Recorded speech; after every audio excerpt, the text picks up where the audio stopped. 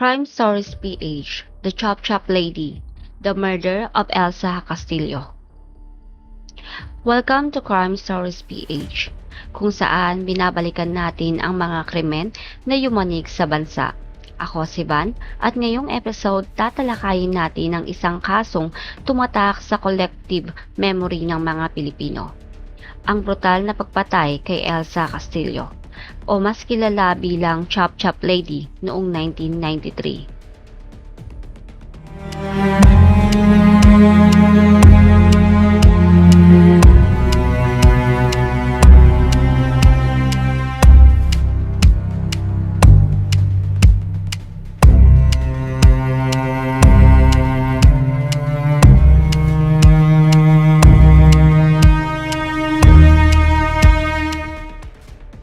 Si Elsa Castillo ay isang simpleng office worker. Kilala siya bilang tahimik, masipag at may pangarap na magkaroon ng mas maayos na buhay.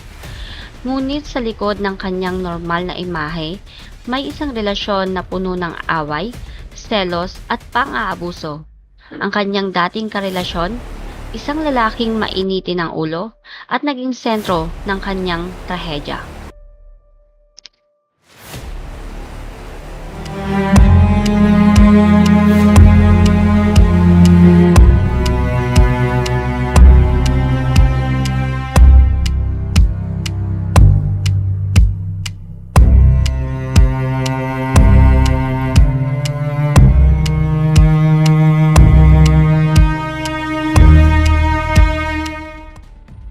Ang krimen.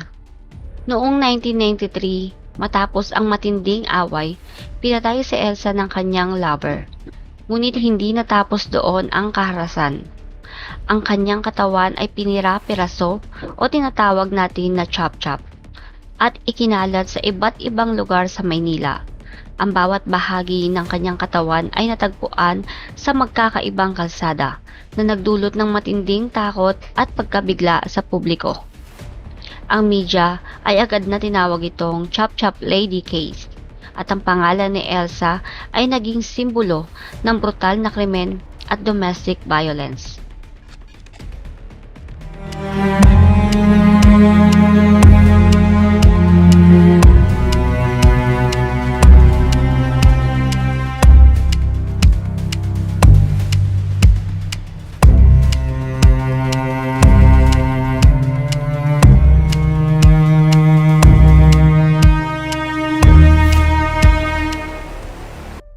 Ang imbestigasyon at hatol. Agad na itinuro ang dating karelasyon ni Elsa bilang suspect. Ang mga ebidensya at testimonya ay malinaw na nagdikit sa kanya sa krimen. Sa korte, nahatulan siya ng guilty at sinentensyahan ng habang buhay na pagkakakulong. Para sa publiko, solve ang kaso. Ngunit para sa pamilya ni Elsa, nananatiling sugat ang pagkawala ng kanilang mahal sa buhay.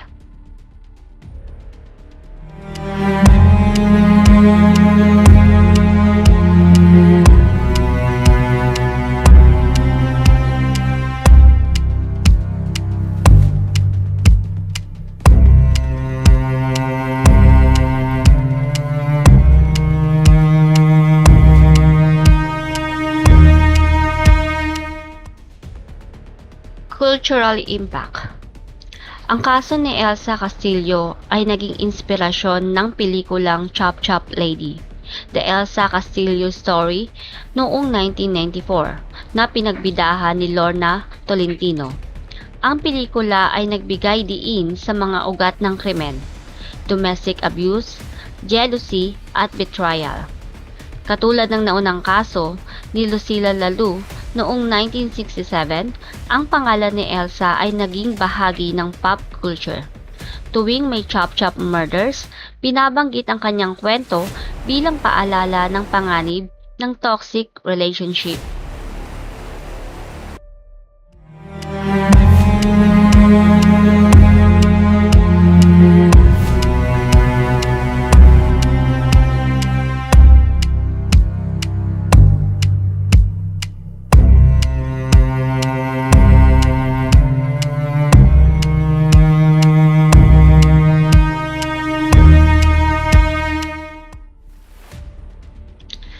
Legacy.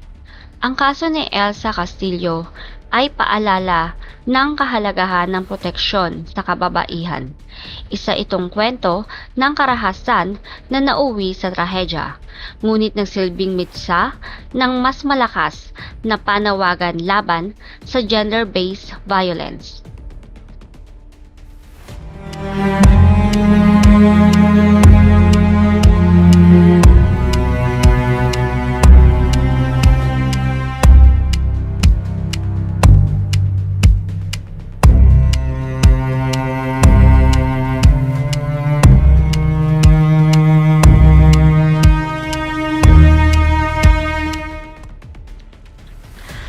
Ako si Van at ito ang Crime Stories PH.